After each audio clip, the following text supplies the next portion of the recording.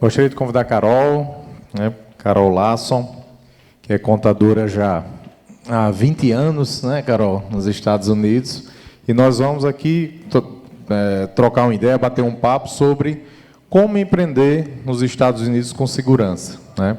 Carol, nós aqui vivemos no Brasil uma insegurança jurídica muito grande, né? Dentro desse contexto de empreender com segurança, a parte de legislação ela tem um impacto também muito forte. Então, leis que acabam mudando muito, lei que não muda, mas quem tem ação jurídica em cima disso e acaba tendo decisões favoráveis à mudança. Então, dentro desse contexto, né, de segurança jurídica que tem impacto direto nas empresas, como é que isso acontece lá nos Estados Unidos? Primeiramente, boa noite a todos os presentes.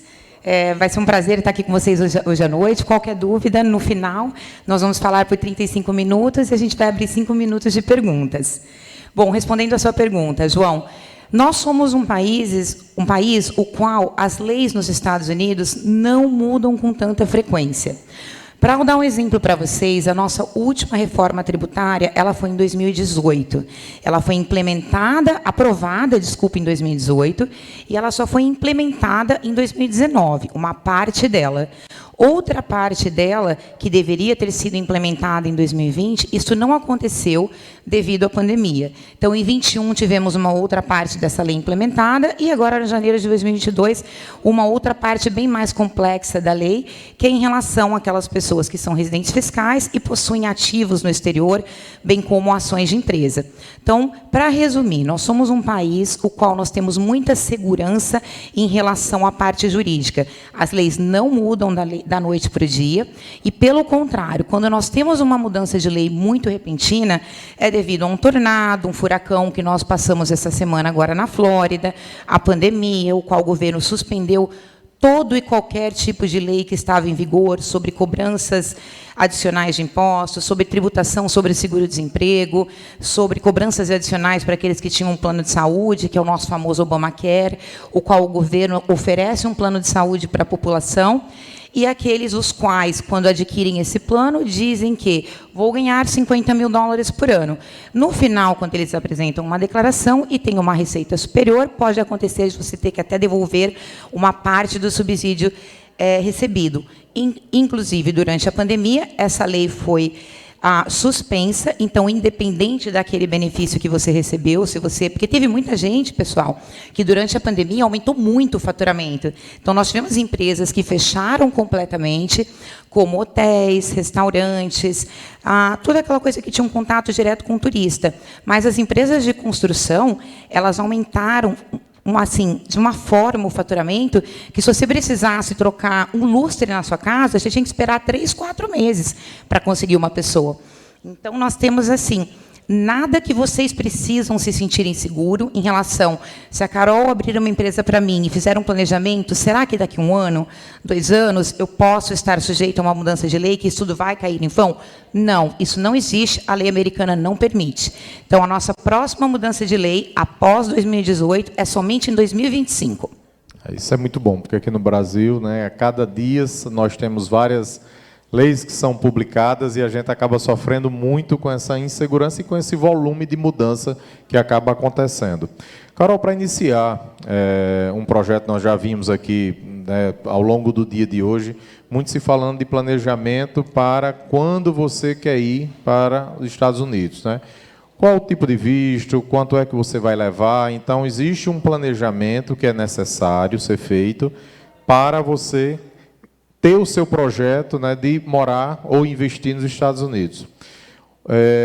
Na sua empresa, além desse processo de planejamento, também para o negócio, né, porque nós sabemos que existe um volume de empresas abertas por brasileiros que vão comprar imóveis, então esse é um projeto que talvez tenha um volume maior. Mais comum, né? Mais comum. Uhum. Mais um exemplo, eu quero ir para investir em Orlando e montar um restaurante, uma cafeteria, uma loja de roupa, E aí existem outros elementos que são impactados no negócio, né? Não só a ida do como vai ser o visto, como é que eu vou chegar lá, como é que eu vou abrir empresa, mas sim no negócio. Esse tipo de trabalho, vocês desenvolvem, vocês ajudam os empresários nesse ponto também?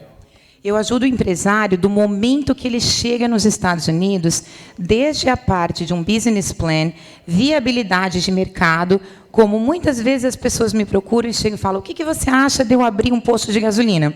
Todos nós sabemos que aqui no Brasil é uma coisa muito lucrativa. E nos Estados Unidos, não. Posto de gasolina não dá nada de dinheiro. O que dá é lojinha de conveniência. Então, eu não gosto que o meu cliente chegue com uma ideia e eu sei que essa ideia não é viável nos Estados Unidos. Então, eu faço a pesquisa de viabilidade. Muitas vezes eu pergunto ao cliente se ele precisa de um business plan, dependendo do tamanho do negócio que ele vai montar. E eu ofereço também a parte de business plan. Aí, logo em seguida, vem a definição de qual estrutura é a melhor, baseado em tudo que a gente já conversou aí no business plan. E fazemos a definição de contratação, como contratar seu funcionário, se vai ser um autônomo, porque lá nós podemos decidir nesta forma de contratação entre autônomo e um empregado registrado, porque nós não temos carteira de trabalho. Então, é somente um registro adicional que é feito na Receita.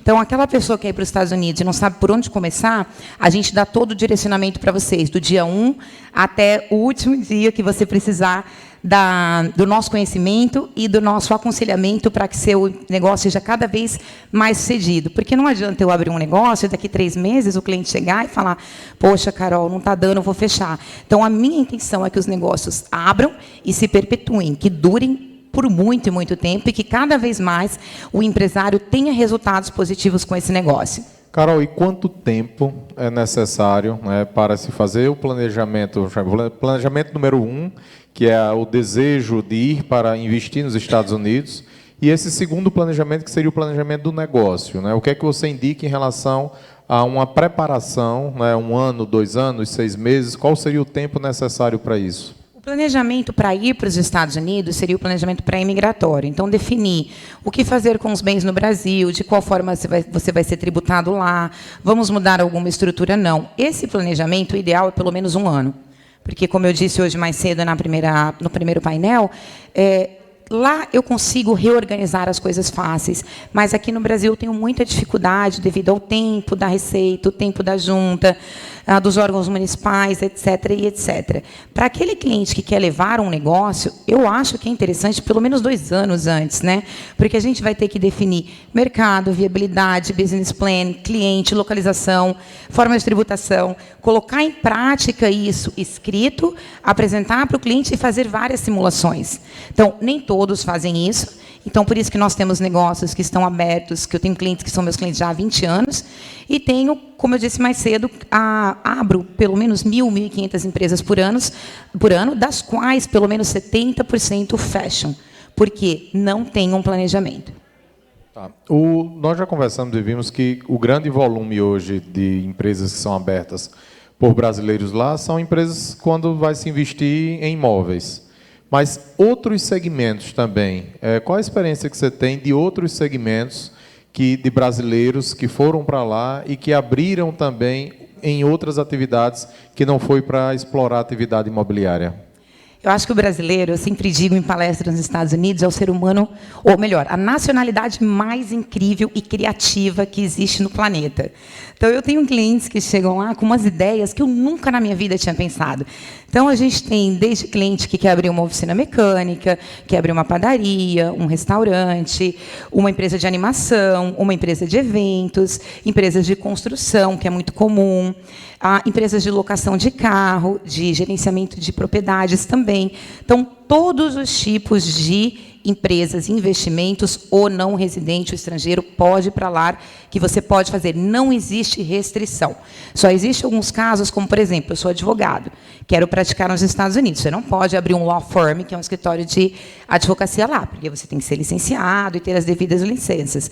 Aquele indivíduo que quer trabalhar com a instalação de ar-condicionado, existe também toda uma regra que vai precisar de um licenciamento, mas é possível. Então, todo e qualquer tipo de empresa que o brasileiro quiser abrir lá, é possível, lembrando que cada tipo de atividade talvez exija uma licença adicional, que seja um pouco mais burocrática do que outra.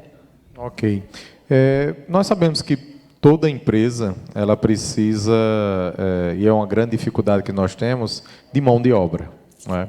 Então, nós temos aqui no Brasil uma grande complexidade em relação à legislação trabalhista, né? O custo de contratar uma mão de obra no Brasil é muito caro. Como é que isso funciona na legislação americana e como hoje está o mercado de trabalho lá nos Estados Unidos? Bom, o mercado de trabalho, antes da pandemia, era um mercado. Hoje, se eu abrir 50 vagas no meu escritório, eu não consigo contratar uma pessoa. Por que aconteceu isso? O que aconteceu foi que, durante a pandemia, o governo americano, o presidente dos Estados Unidos, disse o seguinte: nós somos a maior economia do mundo e vocês não vão passar necessidade.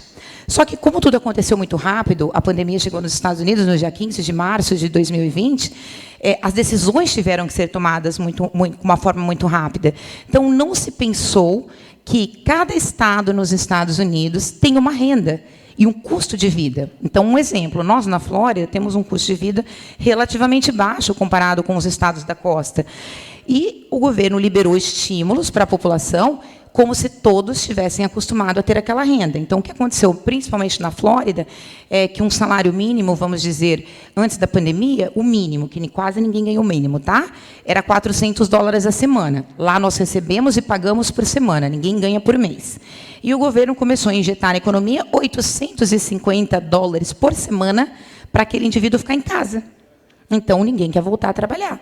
E hoje, muitas pessoas que não só receberam esse estímulo, receberam também, a cada 3 meses, vinha um cheque no correio de $7.000, $8.000, como bônus para você sustentar a sua família. Então, as pessoas acumularam dinheiro. Então, muita gente ainda tem dinheiro acumulado e não quer voltar a trabalhar. Então, isso é uma coisa que afetou bastante a gente. Em relação à forma de contratação, não existem custos para uma contratação. Basicamente, no Brasil, nos Estados Unidos, não existe lei trabalhista, que é uma coisa que todo mundo, quando eu falo, fala, como assim? Não existe lei trabalhista. A única lei a qual o empresário pode se prejudicar é a lei do chamado overtime. O que é overtime? Em qualquer estado dos Estados Unidos, qualquer pessoa que trabalhar mais de 40 horas num período de 7 dias, não importa se é sábado e domingo, ninguém ganha mais por trabalhar no sábado e domingo, ou no feriado, ou à noite, o valor pago é o mesmo. O empregador é obrigado a pagar um valor a mais na hora. Então, se eu trabalhei 42 horas na semana e eu ganho $10 na hora, essa hora adicional eu tenho que acrescentar 1,5 vezes do valor da hora normal. Então, é muito interessante para o funcionário fazer overtime, por isso que nós, empresários, a gente limita, em alguns momentos, claro, épocas de último dia de entrega de declaração, ou último dia de entrega de sales tax, de folha de pagamento, a gente permite, obviamente, que é uma necessidade, porque isso encarece muito o custo do empresário, 1,5 vezes a mais o valor da hora dele trabalhada. E, basicamente, o imposto que o empresário gasta para ter um funcionário é uma média de 9,5% sobre o valor do salário pago a 11,5%. Não existe valores superiores a isso. Falando, por favor, em Flórida, estados que não tenham tributação estadual sobre a renda. Então, os estados que têm tributação sobre a renda, aí a gente pode chegar em 15, 16, alguma coisa nesse sentido. E hoje, para você contratar, estruturar uma empresa, contratar um gerente, 2 vendedores, uma pessoa para fazer a parte de limpeza, como é que hoje tem essa variação de custo de mão de obra? Cada funcionário ele recebe pela qualificação. Então, por exemplo, vamos montar uma empresa, eu vou contratar um gerente para o meu escritório de contabilidade, eu preciso de uma pessoa super qualificada. Então, o salário dessa pessoa pode variar de 30, 40, $50 a hora. Então, eu vou contratar um assistente de gerente, o salário dele vai ficar em torno de uns $20 a hora. Eu vou contratar uma recepcionista, em torno de 10 a $12 a hora. A menina da copa, que vai nos servir água, café, atende os clientes, uma média também de $10 a hora, porque hoje o salário mínimo na Flórida é $10 a hora. Então, contando os custos de contratação, mas não porque existem impostos, mas o valor da hora, você vai ter que também contabilizar que você vai ter que pagar um aluguel de 3 meses adiantado e você vai ter que ter uma reserva para pagar os seus impostos nos primeiros meses.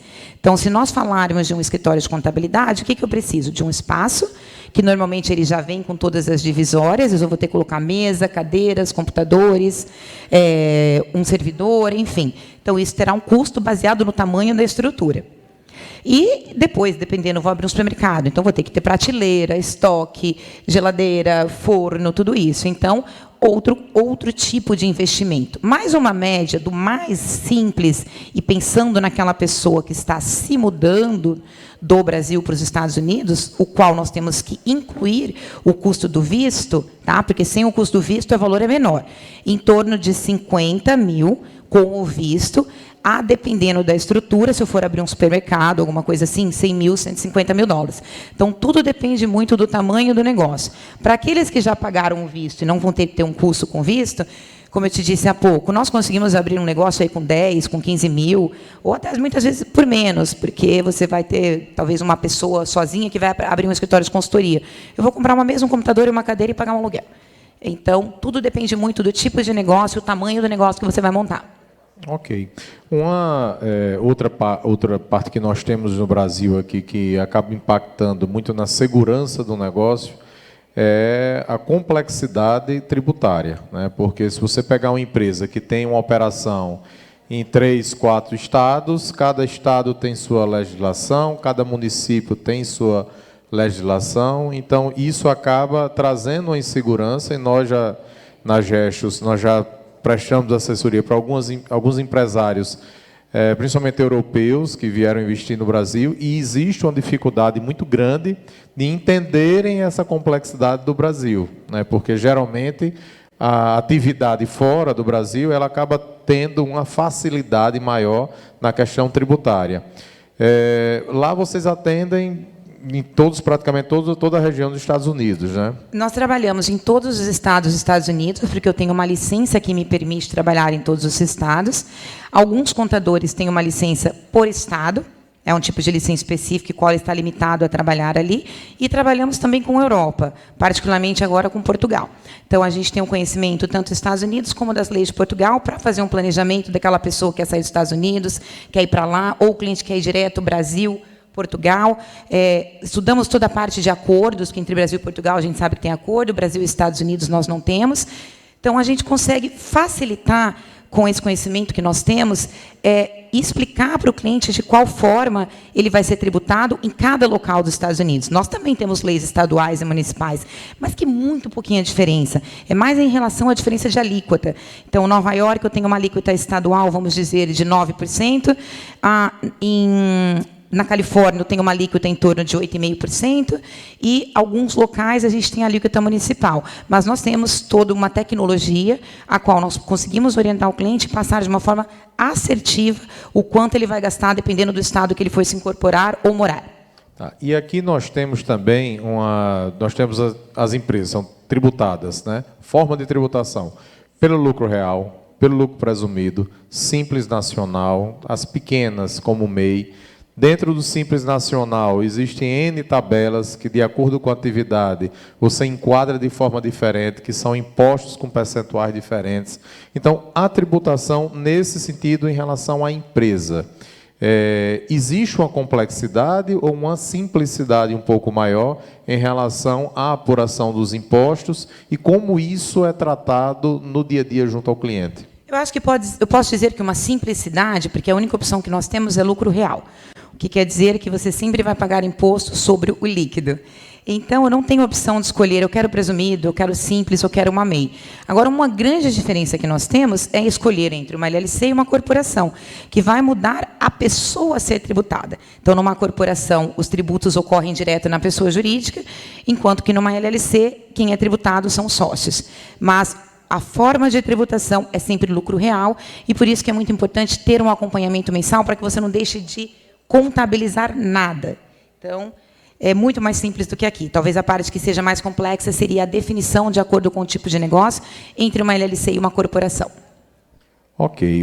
Nós temos aqui no Brasil, Carol, para quem está principalmente iniciando, né, a sua atividade empresarial, né, o SEBRAE, que dá muito apoio, com capacitação, às vezes com subsídio para alguns treinamentos, para alguns investimentos. Nós temos a CDL Natal, nós temos Fierne, que é a Federação das Indústrias, que, dependendo do segmento, dependendo de como você vai atuar, elas acabam entrando para dar apoio aos empresários. Como lá também existe alguma instituição, alguma câmara que acabe ajudando o empresário, principalmente no início, a se estruturar e dar algum apoio para ele desenvolver a sua atividade?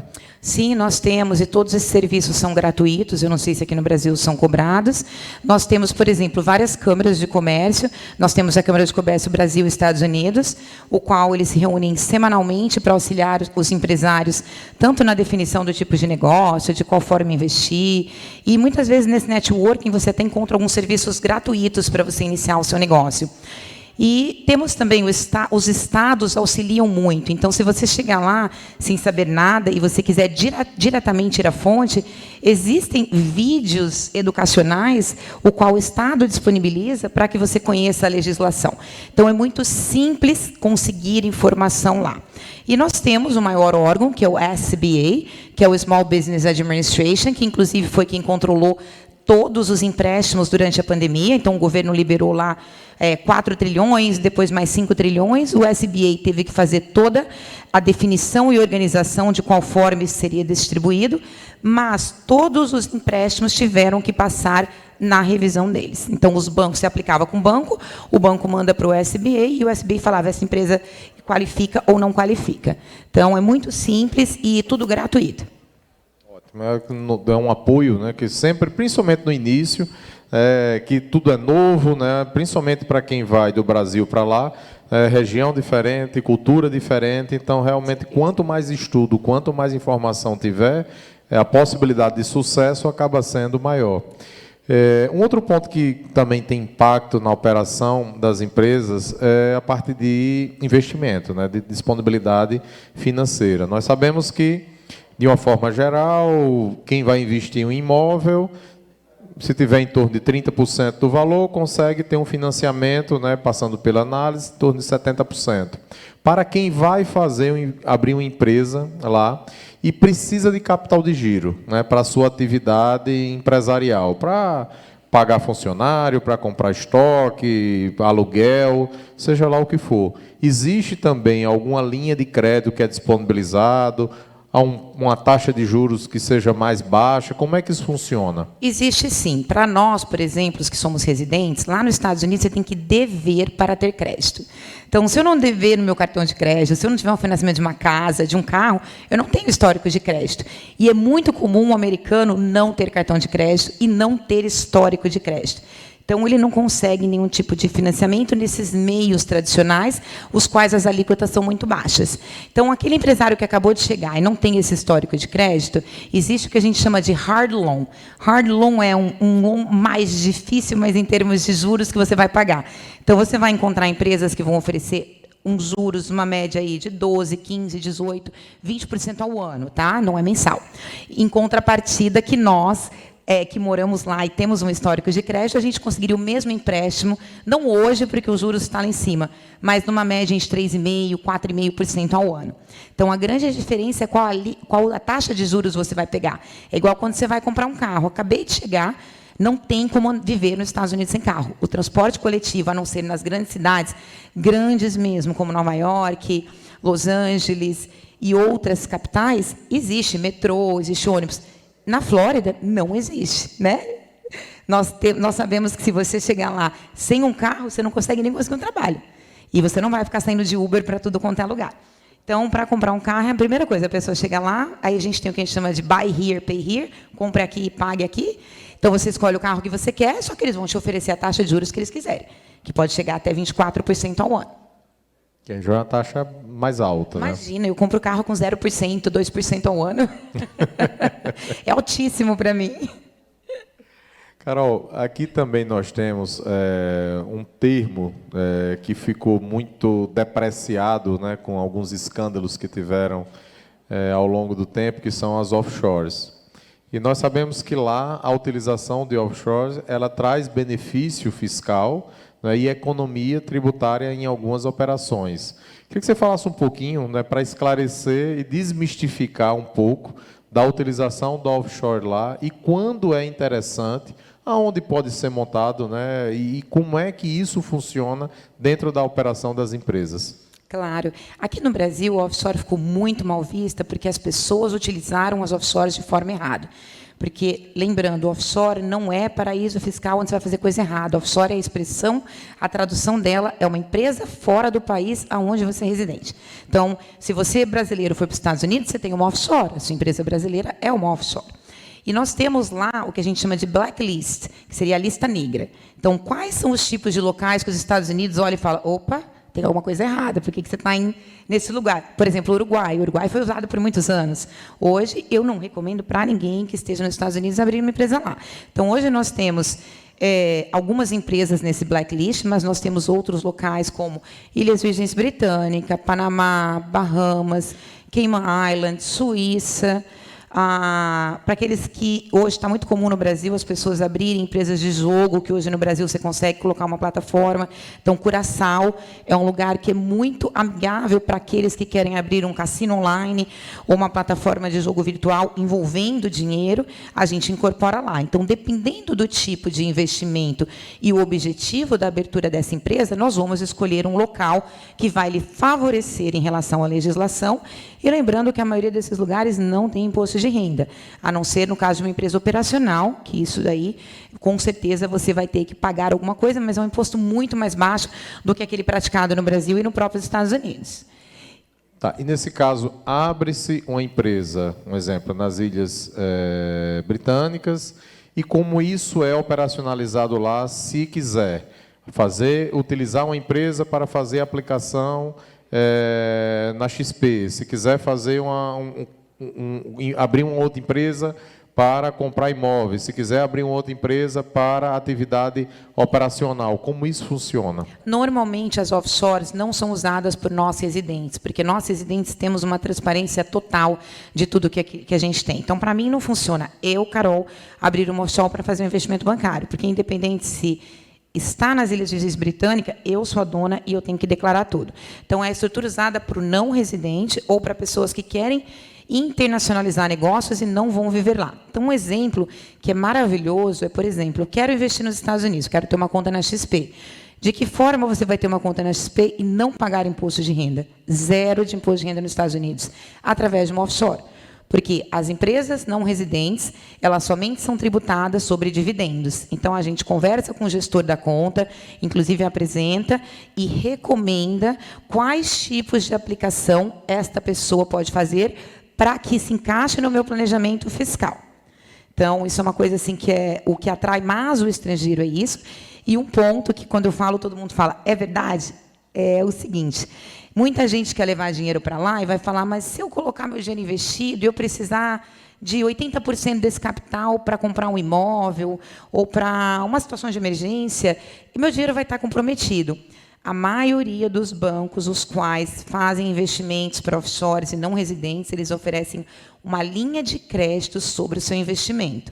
Então, um outro exemplo, se você colocar $1 milhão em um banco e você tiver que, como manter esse dinheiro lá por 2 anos, eles vão te garantir 80% desse valor, ou seja, $800 mil, para você investir no que você quiser, com um juros anual em torno, até 3 meses atrás, 1,9%, 2,9%, máximo 3%. Então, o seu dinheiro cresce 5,5%, 6%, e você pega um dinheiro emprestado a uma média de 1,5%, 2,5%, 3%. Então, é uma excelente estratégia para aumentar o seu patrimônio. Só uma dúvida, Carol. Após 2 anos, ou se você fizer uma aplicação garantindo que ela fique 2 anos? Garantindo. Então, eu tenho que me comprometer com o banco que o meu dinheiro vai ficar, porque eles precisam dessa garantia, por pelo menos 2 anos. Então, eu posso pegar o dinheiro da linha de crédito, pagar em 30 anos, 15 anos, da forma que você desejar, como foi seu contrato com o banco, e você, no dia que você fizer a conta, simultaneamente já assina um contrato de linha de crédito, e esse dinheiro você não precisa tirar, porque se você tirar, vai começar a pagar juros, e você vai tirando conforme você precisa. Então, eu preciso de $100 mil, tiro 100 mil. Aí eu posso pago os 100 mil. Aí eu preciso de 300 mil, tiro 300 mil. Só que eu não posso pegar o meu principal em um período inferior, normalmente 2 anos. Tem bancos que têm outras políticas. Carol, um outro ponto que sempre também tem que ser avaliado, todo mundo monta um negócio, monta para dar certo, né? mas imaginando que chegou a um determinado momento onde o empresário quebrou, né? Quebrou perdendo a peça do meio, né? Que não tem como juntar mais. Como é que é para fechar essa empresa? Ele está devendo, vamos imaginar, a fornecedor, está devendo a colaborador. Como é que isso funciona nos Estados Unidos? Para o devedor, aquele que faliu, é muito bom. O problema é para aquela pessoa que ele está devendo, porque é mais fácil fechar uma empresa do que eu abrir uma empresa. Você pode estar devendo dinheiro para a Receita, para o Estado, para o seu distribuidor. O Estado e nem a Receita não averiguam essas dívidas. Eu simplesmente faço o encerramento da empresa e os credores terão que ir atrás das garantias que você deixou. Então, eu fecho a empresa com muita facilidade. A não ser que a empresa pegou um empréstimo, por exemplo, com um banco, o Bank of America, e ela colocou a empresa e ele como responsável. Então, se ele fechar a empresa, ele vai ficar 100% responsável por aquela dívida. Então, a pessoa pensa 2 vezes antes de fechar, porque é melhor deixar aquilo na personalidade jurídica do que da física. Mas nada impeça que ele feche. Ele pode fechar a qualquer momento. Carol, nós estamos aí entrando já para a nossa reta final aqui do bate-papo. Queria que você comentasse para a gente um case do sucesso de algum brasileiro, né, que você atendeu e que você atende. Né, você me falou de algumas situações, de alguns casos, né, gente que tem bastante imóvel lá, né, que foi para lá, que começou com um planejamento, e hoje como é que esse cliente está depois de algum tempo? Olha, eu tenho tantos cases de sucesso, como eu também tenho cases de que a pessoa, por não estar bem orientada e planejada, não deu certo. Mas, quando você me fez uma pergunta, me veio uma pessoa na minha cabeça. Eu tenho um cliente que eu conheci há mais de 20 anos, porque eu ainda não trabalhava com contabilidade. Ele era uma pessoa que trabalhava na indústria da construção, como aqui lá a gente fala de indústria da construção, mas um pedreiro. Então, ele instalava piso, pintava paredes, enfim. E ele muito criativo e muito planejado. Então, ele começou sempre pensando, eu vou juntar para depois eu fazer isso, eu vou juntar para depois fazer isso. E ele cumpriu todas as etapas do planejamento. Então, tinham 5 anos que ele tinha aberto essa empresa, ele já estava com uma frota de 10 caminhões. Hoje a empresa dele tem 15 anos, ele é a maior empresa instaladora de calhas nos Estados Unidos, com faturamento de mais de 25 milhões de dólares, mais de 150 instaladores, mas tem um ponto também que eu gosto de puxar para o lado das mulheres. Tudo melhorou quando ele colocou uma administradora na empresa, que foi a esposa. E aí ele teve tempo de sair para vender mais, que era o que ele sabia fazer, e a esposa ali, ó, não vai gastar, não vai comprar isso agora, espera, vamos quitar primeiro. E toda vez que eu encontro com ele, eu sempre falo, parabéns, você é um cliente que eu tenho assim há 20 anos e que eu tenho orgulho de fazer parte da sua história de sucesso e vou ter seguido as minhas orientações. Muito bom, né? A gente acaba vibrando muito com o sucesso do nosso cliente, né? Isso é muito legal. Eu comemoro junto, eu choro. Eu me envolvo muito. O outro lado, o que é que geralmente, quais são os principais erros, né, que você recebe lá no seu escritório e que é mais comum, né, aquela pessoa que foi mal assessorada, e qual é o principal ponto de erro que se comete? Olha, o erro mais comum, posso dizer até 100%, nem 99% das empresas você precisa ter um acompanhamento contábil mensal. Você precisa entender aonde está o seu dinheiro. E nos Estados Unidos, infelizmente, você não tem a obrigação de ter um contador assinando a sua declaração. Você entra na internet, como aqui, faz sua declaração. De física, né? Acho que de jurídica não pode. A jurídica o contador faz, a física, se quiser fazer, o contribuinte pode fazer. Mas a jurídica o contribuinte não pode fazer. Não. Lá pode. Então, a pessoa, para economizar uma economia que não vale a pena, ela mesma controla a contabilidade da empresa dela. Aí ela chega no final do ano, poxa, Carol, alguém $500 mil, eu não sei onde está meu dinheiro. Aí, quando você vai olhar e contabilizar, ó, está aqui, você pagou todas as contas da sua casa com o dinheiro da sua empresa, você pagou suas férias com o dinheiro da sua empresa, você comprou o carro da sua mulher com o dinheiro da sua empresa, e a pessoa mistura tudo. E, óbvio, você não vai ver resultado. E você não tem um acompanhamento mensal para estar para estar entendendo isso. Então, nós trabalhamos com aqueles clientes que aceitam um planejamento e que querem ter os seus negócios bem-sucedidos. A cada 3 meses, a gente chama o cliente no escritório, nós temos uma apresentação do que a gente chama de dashboard, que é um gráfico do desenvolver da empresa dele nesses últimos 3 meses. Então, por exemplo, um restaurante. O que aconteceu aqui que você comprou tanto mais comida do que o mês passado? Por que aumentou tanto a sua folha? Então, a gente entende que tem empresas que são sazonais, que tem meses que tem mais turista em Orlando e meses que não. Aí tem uma explicação, mas quando não tem, o porquê? Aí, quando você vai ver, a pessoa acabou pagando o funcionário de casa, a menina que limpa a casa, que lava roupa, o jardineiro, tudo dentro da empresa. É óbvio, a sua empresa não vai dar o resultado que você espera. E quando você mistura tudo, você não consegue aumentar o seu capital. Você vai estar gastando tudo que você ganha, porque você não sabe nem quanto você ganhou. É verdade. E a gente trazendo para a realidade do Brasil, realmente, quando não se tem uma boa assessoria, né, quando existe um afastamento realmente e não tem uma aproximação realmente com o prestador de serviço, né, o consultor contábil e o cliente, realmente acaba tendo alguns erros que acabam gerando realmente grandes prejuízos, tá? Isso até para nós, né, no dia a dia, acompanhar a contabilidade e fazer tudo de uma maneira assertiva, às vezes é difícil, porque a gente não tem a informação do cliente para contabilizar aquilo como é lucro real, então eu preciso saber com o que você gastou isso. Eu categorizo por despesas. Então, tudo que é material de escritório é uma categoria, tudo que é alimentação é outra, tudo que é maquinário é outra, tudo que é funcionário é outra. Eu não posso pegar, ganhei tanto e gastei tanto. Precisa estar detalhado. Não tem como apresentar a declaração. Ganhei 1 milhão e gastei 900. Precisa detalhadamente para onde você gastou esse dinheiro. Muito bem, Carol. Parabéns pelo bate-papo, foi muito bom. E abrir agora para quem tiver alguma dúvida, quiser, né, fazer alguma pergunta. Está aberto o microfone.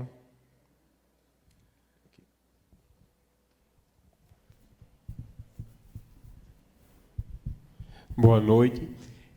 Eu já tenho uma formação, sou formado em gastronomia, só que eu queria ir para os Estados Unidos desde os meus 16 anos. E, buscando na internet, achei que era uma profissão do século posterior, que seria contabilidade. Eu entrei na contabilidade para ir para os Estados Unidos. Me informo no próximo ano. Qual o caminho que você me indicaria para chegar até lá? Olha, o caminho para você ter sucesso na contabilidade, o primeiro é saber o tipo de público que você quer ter, quantos clientes você vai ter capacidade de atender e qual tipo de serviço contábil você vai prestar. Porque nos Estados Unidos não é como aqui. Então, eu tenho que explicar para o cliente quando ele chega. Muitas vezes o cliente chega lá e me contrata para fazer um imposto, só que ele não quer contabilidade. Ele não quer que eu pague o sales tax dele, ele não quer que eu faça a folha de pagamento dele. Então, nós temos empresas específicas que fazem só folha de pagamento, só imposto, só consultoria, somente recolhimento de impostos. Então, o segredo maior é você entender esta necessidade do mercado, porque você não vai chegar lá e atingir um número de clientes, 100, 200 clientes, os quais vão te pagar $1.000, $1.500 por mês. Então, é um serviço o qual, comparado com o Brasil, não se paga tão bem. Então, tem que definir realmente se você quer só focar em fazer os livros ou fazer tudo, porque quanto mais serviços você agregar, mais receita você terá. Então, eu tenho no meu escritório mais de 100 tipos de serviço. Como assim mais de 100 tipos de serviço na área contábil? São pequenos serviços os quais o escritório de contabilidade tradicional ele não oferece para o cliente. Durante a pandemia, os clientes não sabiam como aplicar para o empréstimo do SBA. Eu criei um serviço novo no meu escritório, o qual eu apliquei para todos os meus clientes para os empréstimos. Porque se você fosse tentar aplicar, você não conhece a terminologia, você não conhece os números e o que eles queriam ver, então a pessoa desqualificava. Então, eu sempre estou agregando serviços novos. Então, eu comecei como contadora, fazendo contabilidade, imposto de pagamento. Aí, eu me especializei em empresas sem fins lucrativos, associações, consultoria, porque a contabilidade consultiva é o segredo. O americano, o brasileiro que mora lá, ele depende mais do contador do que do médico. Então, o meu telefone, se eu te mostrar, ele é assim, tem dia que eu não consigo acompanhar todos os WhatsApps. É 300 mensagens, 200 mensagens por dia, o meu pessoal, que daqueles clientes que tem o meu pessoal e que não tem o da empresa. Qualquer passo que eles vão dar, eles te consultam. Então, a contabilidade consultiva é uma coisa para pensar. Não trate seu cliente somente como mais um. Então, eu vou fazer o teu imposto e você está vendo que existe uma forma dele economizar. Sugira, chame ele para uma conversa, ofereça uma consultoria, diga para ele que você tem ideias para melhorar o negócio dele. Se você fizer isso, não tem como dar errado. Contabilidade é uma profissão fantástica e você tem que gostar do que você faz, porque é muito desgastante. Eu faço isso há 20 anos, mas eu amo. Se eu não amasse, eu não estaria onde eu estou hoje e não aguentaria tudo que eu passei nos últimos anos. Mais alguma pergunta? Aqui. Boa noite, Carol. Tudo bem? Tudo bem? Boa noite. Boa noite. Eu estou fazendo processo de imigração, porém eu estou indo para Massachusetts. Lá tem a questão que 4, 5 meses no ano, praticamente você não trabalha na parte de construção. E aí, o que você diz na parte de imposto? A empresa pode ficar isenta ou existe alguma maneira de manter a empresa nesse período? Por causa que lá neva muito forte, sabe como que é? Sim, com certeza. Massachusetts, Nova York, os estados onde faz muito frio, o pessoal da construção sofre bastante, que é 4 meses sem trabalhar e acabam indo para outra indústria. Vão trabalhar em restaurantes, em hotéis, em lugares fechados.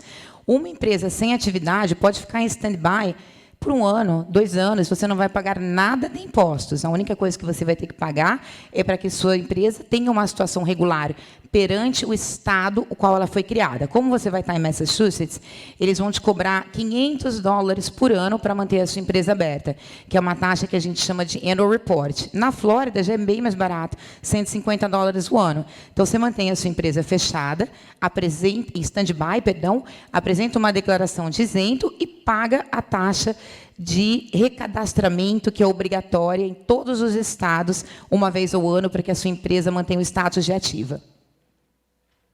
Então, você não precisa se preocupar que nesses 4 meses que você não tiver receita, você não vai ter que ter gastos. Mais alguma pergunta? Então, gostaria de agradecer, Carol, pelo bate-papo, né? Agradecer também, acompanharam pelo YouTube, agradecer a Glaucio Chua, né, pelo convite e a gente está aqui hoje participando desse painel junto com Carol. E eu gostaria de chamar Abdon Gosson, que é quem vai ser o próximo, que vai estar aqui conversando, né, com o próximo painelista, para assumir aqui o nosso local. Obrigado, pessoal. Até amanhã, às 9h40. 9h40, né? Estaremos Carol aqui está novamente com um novo tema.